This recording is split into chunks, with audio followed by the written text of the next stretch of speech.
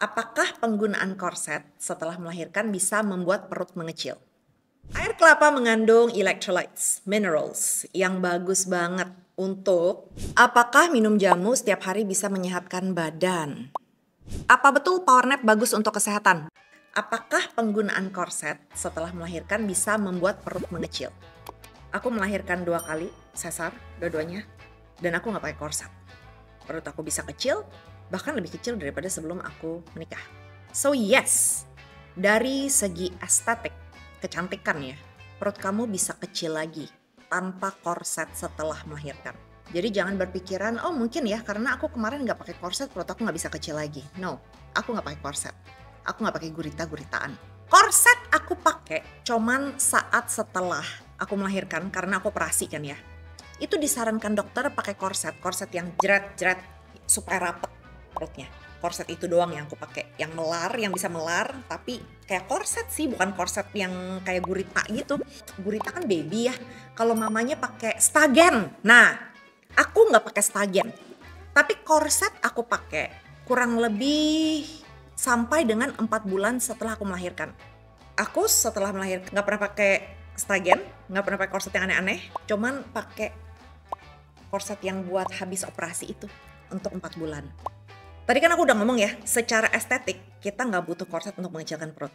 Kamu harus menjalankan defisit kalori ya, dengan waktu perut kamu yang gede saat hamil akan pelan-pelan mengecil, kulitnya bisa balik lagi. Dengan defisit kalori, pangkas lemak, kamu bisa meratakan perut kamu lagi. Itu secara estetik. Secara medis, memang setelah operasi, ini untuk yang melahirkan secara sesar ya, kamu disarankan untuk memakai support di daerah perut kamu. Saat beraktivitas, bahkan tidur pun, untuk beberapa bulan setelah operasi. Itu secara medis, memang disarankan oleh dokter. Bukan untuk mengecilkan perut kamu kelak, tapi untuk memproteksi jahitan kamu, untuk membuat kamu lebih nyaman, karena perut kamu juga yang namanya udah dijahit, gede. Kalau di bedong ya, pakai korset itu akan terasa lebih nyaman.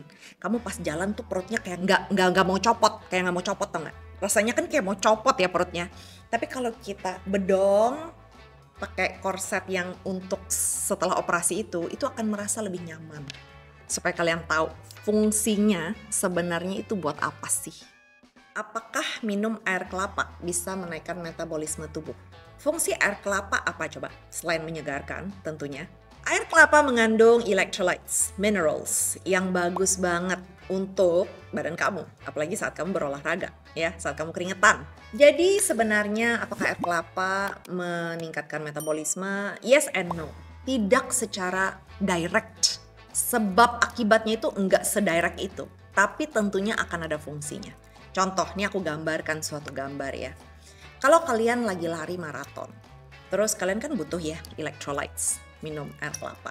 Minum air kelapa ini akan membantu mensuplai minerals, menstabilkan kandungan mineral di tubuh kamu yang bisa membuat kamu lebih optimal lagi olahraganya. Kalau pengoptimalan olahraga itu membuat metabolisme kamu meningkat, sure, air kelapa meningkatkan metabolisme. Tapi kalau misalnya nih, nggak apa-apa, kamu minum air kelapa, nonton TV hari-hari, ya kan mageran, air kelapa nggak meningkatkan metabolisme kamu. Jadi tergantung, kamu minum air kelapa ini sambil ngapain. Air kelapa bagus untuk kesehatan tubuh bagus, yes. Apakah bisa meningkatkan metabolisme? Ya tergantung. Fungsi air kelapa ini buat apa? Kalau misalnya kamu untuk mensupport kamu saat berolahraga, sure bisa meningkatkan metabolisme. Otherwise, no. Ya bagus aja buat tubuh, tapi enggak untuk meningkatkan metabolisme sampai gimana. Apakah minum jamu setiap hari bisa menyehatkan badan? Siapa di sini yang minum jamu? Rajin minum jamu? Maybe. Minum jamu itu bagus. Justru menurutku, kebanyakan orang sekarang kekurangan minum herbs and spices. Herbs and spices udah dari zaman jebot dulu kala dibikin sebagai ramuan untuk menyehatkan tubuh. So please, kalau kalian mempunyai kesukaan atau kebiasaan minum jamu, terusin. Tapi jangan pakai gula. Tolong diomit, dieliminasi gulanya. Minum jamunya aja, rempah-rempah, herbs and spices silahkan. Jangan pakai gula. Apa betul power nap bagus untuk kesehatan? Betul sekali. Kalau kamu kecapean dan kamu butuh power nap, power nap is powerful. Beneran, makanya namanya power nap. Itu akan membantu, membuat kamu lebih sharp, membuat kamu bangun, membuat kamu lebih fokus, dan kamu lebih energized. Sangat amat membantu. Please have power naps.